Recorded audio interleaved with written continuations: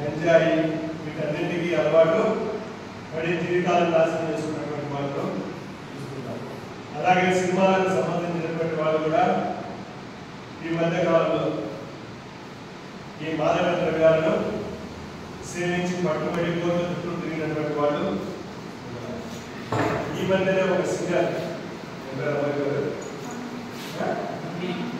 Mangli birthday party చేస్తుంటే ఆ birthday పార్టీలో గంజాయి ఇచ్చి కొంతమంది ఆగినారంట. ఆమె మీద కూడా ఇప్పుడు కేసు పెట్టారు. ఇద్దరు ముగ్గురు ఇంకా రిమాండ్లో ఉన్నారు గంజాయి తీసుకున్నటువంటి వాళ్ళు. సో కాబట్టి ఇవన్నీ కూడా ఏంటంటే మనం తెలుసుకోవాలి. వీటిని సేవించడం వల్ల మనం నష్టపోవడమే కాకుండా మన కుటుంబ సభ్యులు మన తల్లిదండ్రులు అంతా కూడా తీవ్రమైనటువంటి ఇబ్బందుల పాలు అవుతారు. కాబట్టి ఆ రకంగా సేవించకూడదు అని నిర్ణయం తీసుకోవాలా.